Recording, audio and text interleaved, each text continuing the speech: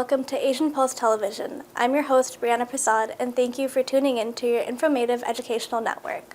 We're broadcasting from the unceded territory of Semiahmoo, Katzie, Qualiton, and Musqueam Nation. We're grateful for the first people of this land for sharing their beautiful space with the rest of us. I'll be right back after these words from our sponsors.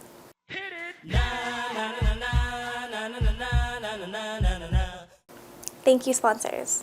If you'd like to be our sponsor and provide sponsorship in any segment of the show, get in touch with Camilla by calling the number 604-537-5123. Long Weekend is just around the corner, with our city packed and people traveling from everywhere to celebrate the Pride Parade in Vancouver, which is taking place on August 4th from 12 until 4 p.m. in downtown Vancouver. Many streets will be closed. This is a free event. Let's all go show our solidarity. Our guest today is Ragwa Gopal, who is a serial entrepreneur and has extensive experience starting, growing, and selling numerous businesses. He is in our studio and was interviewed by our own Sashi Singh. Hello viewers, my name is Sashi Singh. In her absence, Camilla Singh has bestowed me the privilege to do a one-on-one conversation with our esteemed guest, Mr. Ragwa Gopal. And Ragwa, it is indeed a privilege, and thank you so much for making time for this conversation. Thank you so much. It's actually an honor and my privilege to be here today to have a nice conversation with you. So thank you so much. My only regret is that we don't have 2 hours. We've got only about 25 minutes. We'll compress everything in 20 minutes. So recently, UBC Okanagan conferred an honorary degree, Doctor of Law. So I guess I have the distinct privilege of referring to you as Dr. Ragwa Gopal. Thank you. You can still call me Ragwa. Thank you. Thank you so much. So Ragwa, I'd like the viewers to know that you are a man of numerous accolades and numerous distinctions. But foremost, I know your lovely wife Sarita and your 2 children, an adult son and an adult daughter, have a lot to do with your story as well. But now, this is a conversation about you. So I'll limit my talking. So I'd like you to take us back to the beginning. Let's talk about the nondescript little island of Fiji. So Ragwa, tell us about your upbringing, family, life in Fiji. Absolutely. And since you touched a bit on my family, I'm just going to start with that. And then I'll go back to where I started, where I was born and raised and grew up. So beautiful family, my wife Sarita and my daughter Amy and Ron. I would say my biggest cheerleaders, my biggest inspirators, my biggest supporters, my biggest critics as well, and my biggest coaches. So it's because of them, it's because of the work, because of all of the support what they've done with me, supporting me is the reason why I've been able to do a lot of things that I've done in my life. So a lot of, I would say, not a lot, all of the credit goes to them. But let me take you back to my story where it begins in a small, beautiful island country of Fiji in South Pacific. And as you know, I can relate to that. You can relate to that. You're basically almost neighbors. So, that's right. So you know Tailevu. I'm from Nosuri. Yes. Yeah. So I grew up in this very small village of Kasavu in Nosuri. A family of 10. My parents, who were both not educated, they did not get a chance to go to school. I had 8 siblings, so 10 of us grew up in a very small household, subsistence farming. They had no job at that time, in that era. And this is early 1900s. So we survived by doing a lot of farming. So that's how I grew up. My story is similar to, I would say, probably 95% of people from Fiji. Yes, absolutely. Where everybody had very similar kind of upbringing, some similar kind of life, very tough. But we all persevered, We all were willing to learn, we were willing to work hard, and we were willing to succeed. And I see we're all kind of doing very, very well, which I'm very, very proud of. So that was the upbringing. One thing that I would have to give so much credit to is my mom and my parents. Of course. Who themselves had not had any education. But they knew, and this is going back in 1950s, that the only way out of the life, the poverty that we had, was to get an education. Now, having 8 kids and really no income coming other than some income from rice farming and other vegetables and stuff like that, they made sure that every kid of theirs was able to get some education. So all of my elder brothers and sisters got at least up to grade 4 or 5. When I got to grade 5 and I finished grade 5, my mom said, "Okay, that's great. You've got enough education. Now you're gonna." In grade 5. Grade 5. There was enough education Yeah, in those days. I was Yes. 10 and a half, almost 11 years old, and she said, "Yeah, that's it. Now you're gonna help us in the farm." That was the normal routine. I was pretty disappointed. I was doing very well in school, and I just forced myself to get.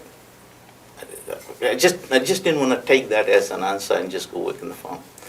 I went to a store where my dad used to buy groceries, and I told the grocer, the guy, the owner of the store, that I need a job.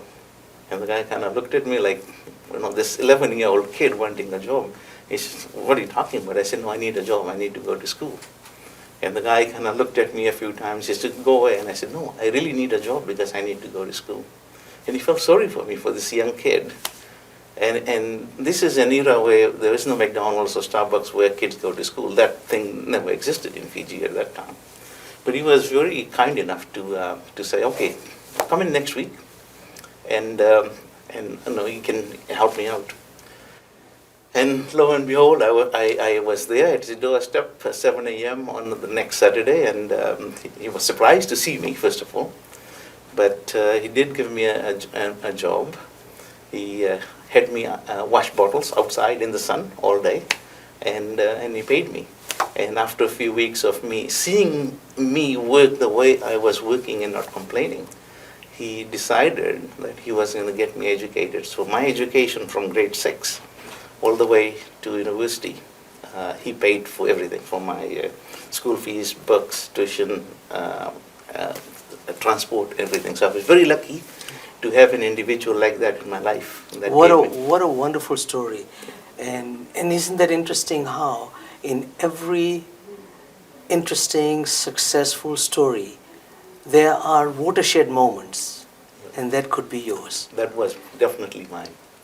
So Ragwa, it's interesting that we talk about the agrarian lifestyle of our parents, our grandparents, our forefathers.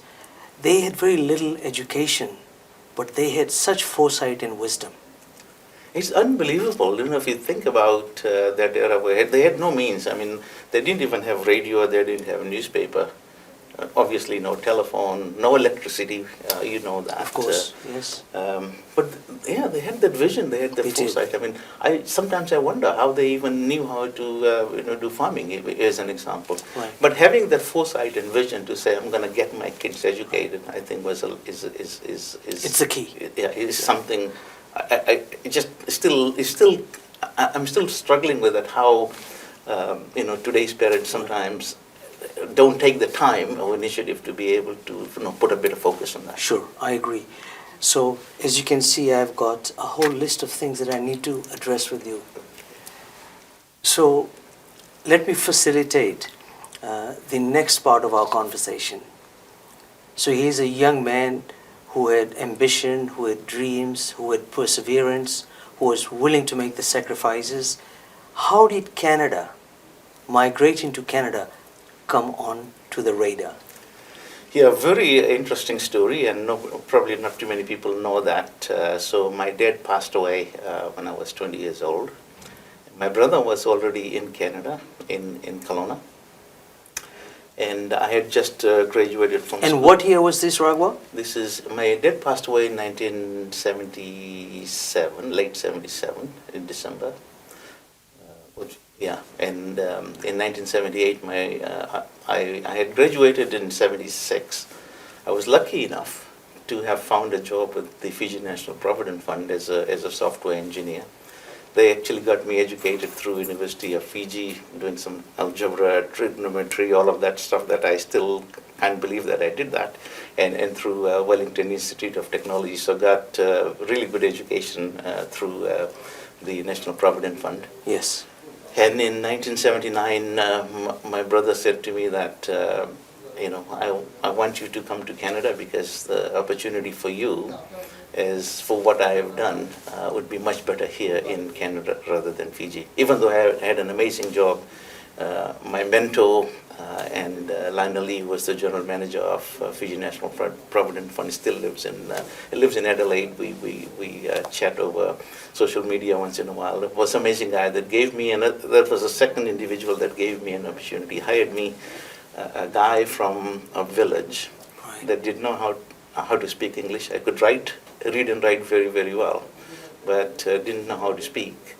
Like most of us. And like most of, he gave me an opportunity, and he never regretted it because of the work that I was able to do. So at your elder brother's behest, you made the journey to Canada. Made the journey to Canada. Arrived in Kamloops? Kelowna, Kelowna. March 9, Yes. 1979. Beautiful place. Normally it's very cold and there's snow around that time, but when we arrived, beautiful spring day, and the next few months were just amazing. And then I started, just the kind of individual I am from the very first day. My brother said, don't worry, take a few weeks off, just enjoy, see Kelowna, see Canada, and then we can start looking for a job. Well, I did that for about a few hours, enjoying it, and then I started, looking for. You're a very patient man. Very patient man. Started looking, for a job, thinking that I'm coming from a third world country. Right. Population at that time was about. So let's hone in on the early struggles and how the trajectory changed, because I'm sure the viewers don't have a full comprehension of what your story is and why we're having this conversation. And I think as the conversation goes on, they'll get an idea.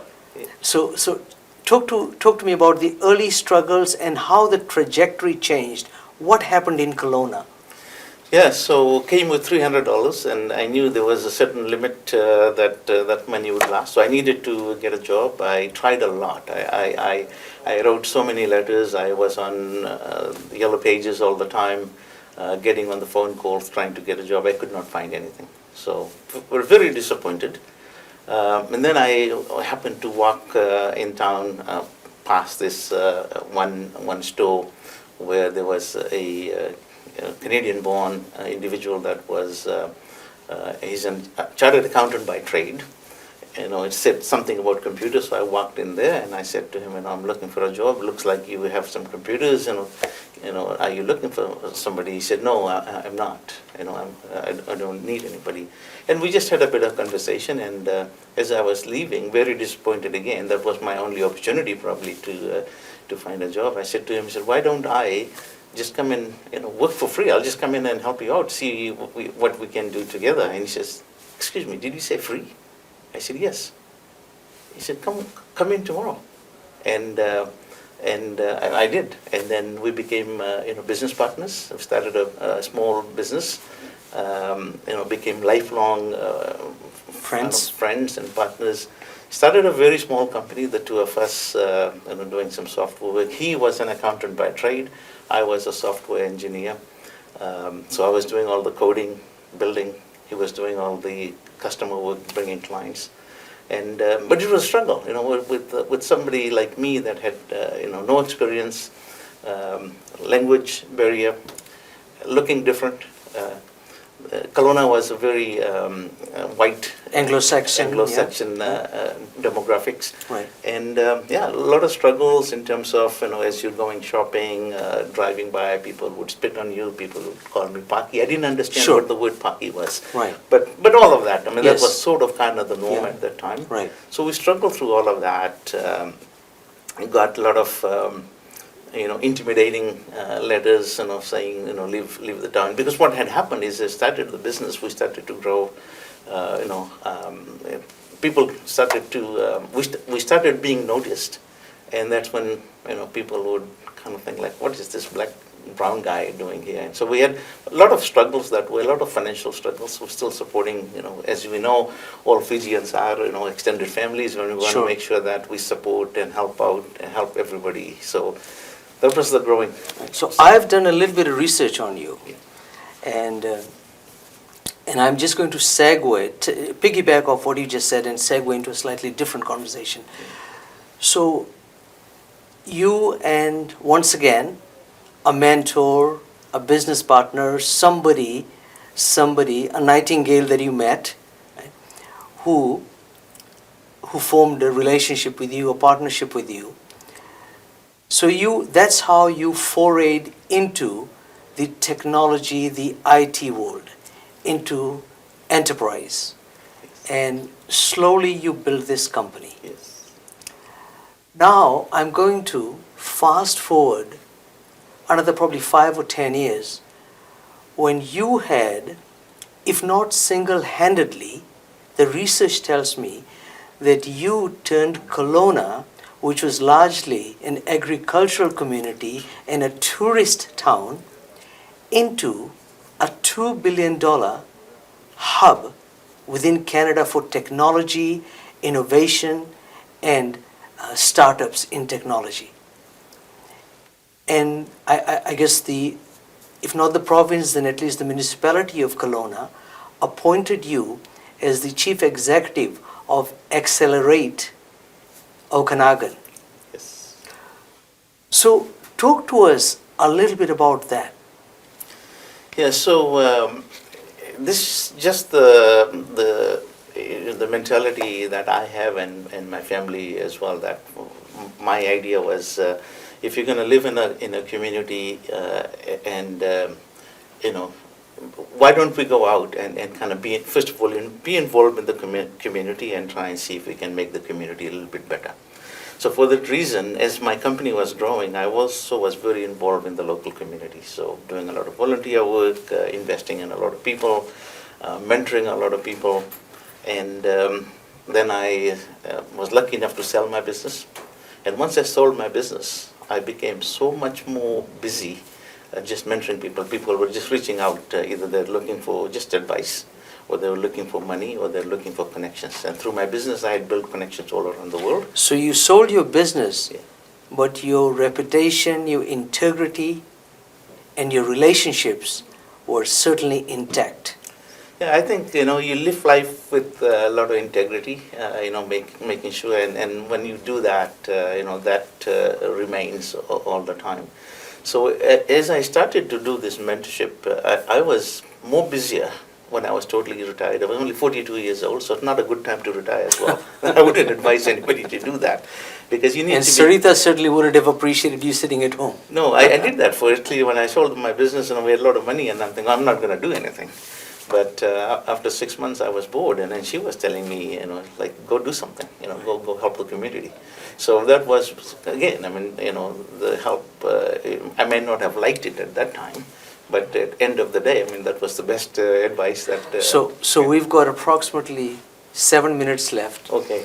So now from being appointed the chief executive of Accelerate Okanagan, then the provincial government recognized the contribution that you are making in all of Canada to technology, and primarily in the valley, in the Okanagan Valley. Then you were appointed as the CEO of the provincial organization known as Innovate BC. Now, Innovate BC, that's a very serious organization. And to be appointed the CEO of Innovate BC, that's just quite an achievement, Ragwa. Briefly tell us about that. Great experience for me. Yes, I was surprised that I could actually go do those kind of things. So Crown Agency of the province of British Columbia, total focus on making sure that we support entrepreneurship, mentorship, supporting startups, and helping companies grow. That was sort of the mandate of the organization. And as And you were at the helm for about 4 years, I think. just over 4 years. I had a 5-year contract. Right. So and out of your choice, you decided to move on to something else. yeah, so I wanted to. But just to take Sure. a minute back to Yes. Accelerate Okanagan. So as I was doing all this mentorship, I'm thinking it's not sustainable for one person to do it. I got a few other friends involved. And then we did, basically, a few friends decided to set up an accelerator or incubator where people can come and get that kind of mentorship. So that was the genesis of starting Accelerate Okanagan. We had hired a CEO, a couple of CEOs to run it, and eventually I just stepped in as the CEO myself to run it and really build that technology ecosystem in the Okanagan. So if you take the story going back in 1979, there was no companies, one company, two of us in technology in the Okanagan. And when I left in about 5 years ago, there was about 1,100 companies, 16,000 people working in the technology industry. Technology provides about $2 billion to the local economy, like you said, which is more than agriculture and tourism combined, which has been the bread and butter economy. Yeah, that's so quite an achievement. That was, and that's when I was asked got invited to take on the lead role of the provincial government. Very surprised. Again, I'm just a normal, ordinary, humble kid from a very small village. You may be normal and humble, but you were certainly exceptional.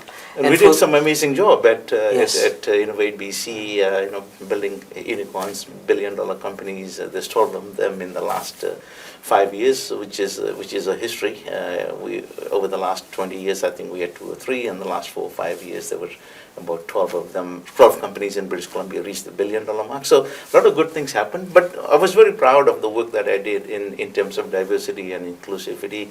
Created a lot of programs to give opportunity for people, for disabled youth, for indigenous folks, for people of color, recent migrants. So I did a lot of programs to help them. So it's a wholesome approach to giving back to the society and to the communities that you were a part of. Absolutely. And that's why you were recognized at the highest levels. So Ragwa, given time constraints, let's briefly talk about the recent inauguration at Okanagan UBC, when you were conferred an honorary degree, Doctor of Law. Now, I mean, that's an achievement that makes all of us proud, and it certainly rings very, very dear to my heart, because education and community work has also been a part of my life.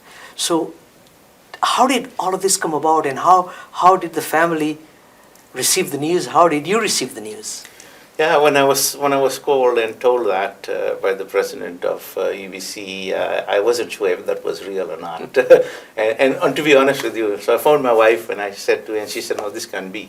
She said." So her question was, "Do you know? You're saying UBC, University of British Columbia, one of top 30 universities in the world." I said, "I think that's what he was." I said, "I can phone back and verify." Right. But yeah, no, I couldn't believe it. I still don't believe that somebody like me would, get that kind of recognition. But again, I mean, I did, everything that I do is for the reason of giving back. And not about accolades, but people notice, and sometimes. Well, I've certainly witnessed the convocation ceremony, so I know it happened for real. Ragwa, we will have to do this again. There has to be a sequel. Yeah. The story needs to be told many times. So, what are some of your final parting comments to young innovators, young entrepreneurs, startups? What would you say? What would you like to broadcast to entrepreneurs that you've mentored over the years? I would like to say, whether it's entrepreneurs or even young people, and especially young people from diverse backgrounds, and more so young people from Fiji, that don't be afraid. Have big dreams. Try and shoot for the stars. There's so many resources, so many people to support you to achieve your dreams. And in terms of entrepreneurs, any idea is a good idea, and you can start an idea and build a billion-dollar business from anywhere. There's so many resources, so many support system out there right now that you can do it. So never say no.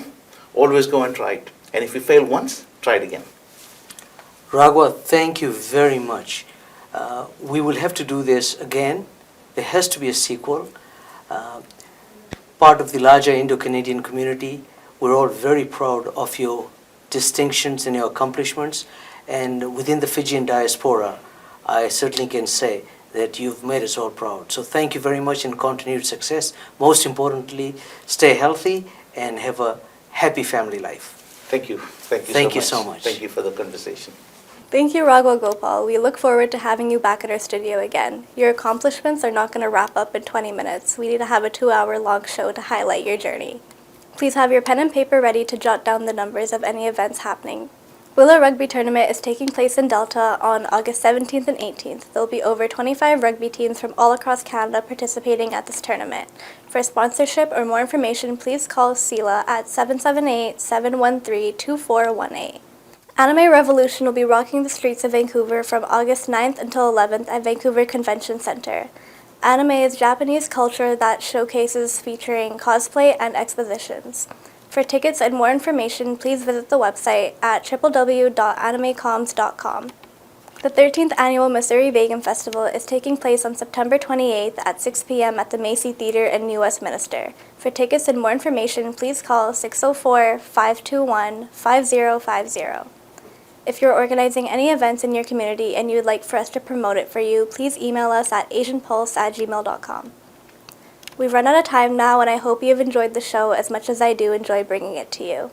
If you ever miss our shows, you can always tune in on Shaw Cable every Wednesday at 1:30 p.m., Thursdays at 8:30 p.m., and Saturdays at 5:30 p.m. All of our shows are broadcasted in Calgary on Channel 10 on Shaw Cable Network and also get uploaded to our YouTube channel under Camilla Singh Shows. Before I leave, I'll leave you with these thoughts. You can't control anyone's actions. Loyalty comes from the heart. It's hot out there. Keep yourself hydrated and keep an eye on people who are elderly, babies, and pets. The best way to cool down is to drink as much water as you can. I hope you have a wonderful day, and we look forward to seeing you next week at the same channel at the same time. I'm your host, Brianna. Bye for now.